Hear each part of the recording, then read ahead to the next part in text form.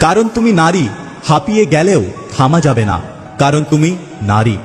মাঝপথে কারো হাত ছাড়া যাবে না, কারণ তুমি নারী। সমাজের কোনো নিয়ম ভাঙা যাবে না, কারণ তুমি নারী। একবারের বেশি ভালোবাসা যাবে না, কারণ তুমি নারী। হাজার কষ্ট হলেও কাজ করতে হবে, কারণ তুমি নারী। নিজের সব ইচ্ছে বিসর্জন দিতে হবে, কারণ তুমি নারী। নিজেকে প্রমাণ করতে হবে, কারণ তুমি নারী। পুরুষকে খুশি করতে হবে, কারণ তুমি নারী। মেয়েদের জীবনে স্বামী হলো সেই রক্ষাকারী ওষুধের মতো। ভালো হলে তো ভালো, আর ভেজাল হলে জীবন শেষ।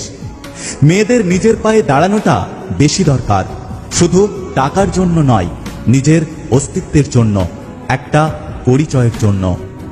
মেয়েদের জীবন বয়সটা 20 পেরোলেই পাশের বাড়ির কাকিমার কাছে আপনি বুড়ি। চুপচাপ থাকলে মেয়েটা অহংকারী। কম কথা বললে ভাব নিয়ে থাকে, বেশি কথা বললে মাত্রাতিরিক্ত বাঁচাল। বিয়ে নিয়ে বাবা মায়ের চেয়ে পাড়া প্রতিবেশী বেশি চিন্তিত। এত লেখাপড়া করে কি হবে? লেখাপড়া করে মেয়েরা কি করেছে? মেয়েদের বিয়ে দিয়ে দিলে সংসার করবে। বেশি সাজুগুজু করলে বলবে নির্ঘাত কোনো ছেলের প্রেমে পড়েছে। একটু রগা হলে বলবে বাবা মায়েরা কিছু খাওয়াই না। আবার মোটা হলে এই মেয়েকে কোনো ছেলে বিয়ে করবে না। আজকালকার ছেলেরা মোটা মেয়ে একদম পছন্দ করে না। একটা কথা কি জানো তো, মেয়েরা সত্যি লোভী, কারণ তারা ভালোবাসার কাঙাল। মেয়েরা সত্যি স্বার্থপর, কারণ সে তার ভালোবাসা কারোর সাথে ভাগ করতে চায় না। মেয়েরা সত্যি মিথ্যেবাদী, কারণ তারা শত কষ্টের মাঝে থেকেও কাউকে কিছু বুঝতে দেয় না। মেয়েরা আসলেই অভিনেত্রী, কারণ তারা নিজের ভালোবাসাকে বলি দিয়ে শুধু পরিবারের কথা ভেবে সারা জীবন সুখে থাকার অভিনয় করে। প্রত্যেকটা নারী সমাজের কাছে ততক্ষণ ভালো যতক্ষণ সে চুপ করে মুখ বুঝে সবকিছু সহ্য করবে। পৃথিবীর সবচেয়ে বড় সস্তা কাজের লোক হলো বাড়ির বউ, যাকে সারা জীবন ভুল বোঝানো হয় যে সে ওই ঘরের মালিক। সময় বদলায়, মানুষ বদলায়, যুগ বদলায়, বদলায় না শুধু মায়ের ভালোবাসা। স্ত্রীকে ধমকিয়ে ভয় দেখানো পুরুষত্ব নয়, বরং স্ত্রীর মুখের হাসি ফোটানোটাই হলো আসল পুরুষত্বের পরিচয়। মেয়েকে বিয়ে দেওয়ার আগে তাকে শিক্ষিত করুন। বিয়ের আগে ছেলে পয়সাওয়ালা কিনা তা নিয়ে চিন্তা না করে একবার ছেলের মনটা দেখবেন, কারণ টাকা পয়সা দিয়ে কোনোদিন সুখ শান্তি কেনা যায় না। আপনার মেয়েকে সুখী করতে একজন ভালো মনের মানুষই যথেষ্ট। যারা বলে মেয়েদের মাথায় বুদ্ধি নেই, তারা ঠিকই বলে। সেই জন্যই তারা বুদ্ধি দিয়ে নয়, মন থেকে সব সম্পর্ক পালন করে, কোনো স্বার্থ ছাড়া। মেয়েদের বলছি, পান থেকে চুন খসলেই শ্বশুর বাড়ি থেকে মেয়েদের শুনতে হয় বেরিয়ে যাও আমার বাড়ি থেকে, আমার আর তোমায় ভালো লাগছে না। বাপের বাড়ি থেকে শুনতে হয় শ্বশুর বাড়ি সব জামা মানিয়ে নেয়। এখন প্রশ্ন হলো, তাহলে তোমাদের নিজেদের বাড়ি কোনটা, যেখান থেকে তোমাদের কেউ জোর করে বেরিয়ে যেতে বলবে না? প্রত্যেকটা মেয়েদের বলছি, বাবা যত বড়ই ব্যবসা করুক, তোমরা তোমাদের নিজেদের পায়ে দাঁড়িয়ে নিজেদের পরিচয় বানাও, নিজেদের আশ্রয় বানাও, আর গর্ব করে বলো এটা আমার বাড়ি। দেখবে কোনো পুরুষ তোমাকে অপমান করার আগে 10 বার ভাববে।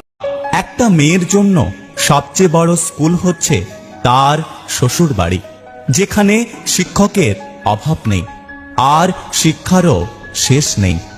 হাইরে টাকা, তুই থাকলে কাঠের পুতুলও কথা বলে, আর না থাকলে রক্ত মাংসের মানুষও মুখ ফিরিয়ে নেয়।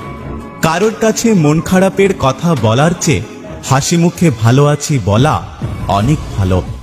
অপরাধ না করেও যখন অপরাধী হয়ে যাবেন, তখন চুপ থাকাটাই সব থেকে ভালো, কারণ চিৎকার করে কখনো নির্দোষ প্রমাণ হয় না। ভুল জায়গায় স্যাক্রিফাইস আর ভুল মানুষের সাথে কম্প্রোমাইজ আপনাকে না দেবে সুখে থাকতে, আর না দেবে সফলতা। একটা কথা কি জানো তো, কিছু সম্পর্ক দূর থেকেই সুন্দর হয়। জীবনে খারাপ সময় না আসলে কখনো ভালো সময়ের গুরুত্ব বোঝা যেত না। ব্যবসা যতই ছোট হোক, স্বাধীনতা নিজের কাছে। আর চাকরি যতই বড় হোক, স্বাধীনতা অন্যের কাছে। বর্তমানে সম্পর্কগুলো এমন হয়, খোঁজ না নিলে দূরত্ব বেড়ে যায়, আর বেশি খোঁজ নিলে বিরক্ত হয়ে যায়। জীবনে যাই হোক না কেন, কখনো হাসতে ভুলে যেও না, কারণ হাসিটাই তোমাকে শক্তি আর সাহস যোগাবে। কাউকে তার ভালো মন্দ বেশি বোঝাতে যাবেন না, এতে আপনি খারাপ হয়ে যাবেন। বরং তাকে তার মতো ছেড়ে দিন। সে যখন ঠকবে বা বিপদে পড়বে, তখন সে এমনিতেই আপনার মূল্য বুঝতে পারবে।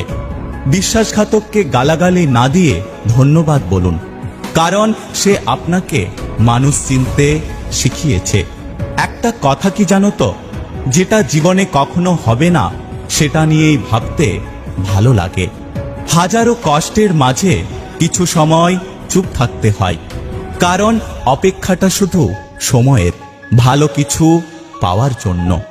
একজন আহত ব্যক্তি তার যন্ত্রণা যত সহজে ভুলে যায়, একজন অপমানিত ব্যক্তি তার যন্ত্রণা তত সহজে ভুলতে পারে না। চোখের ভাষায় যে অভিমান বোঝে না, তাকে মুখের ভাষায় অভিযোগ জানানোটা অর্থহীন। যেই মাছের কাঁটা বেশি, সেই মাছের স্বাদও বেশি। যে ব্যক্তি সৎ বেশি, তার জীবনে কষ্টও বেশি। সময় একদিন সবারই আসে, শুধু ধৈর্য ধরে অপেক্ষা করতে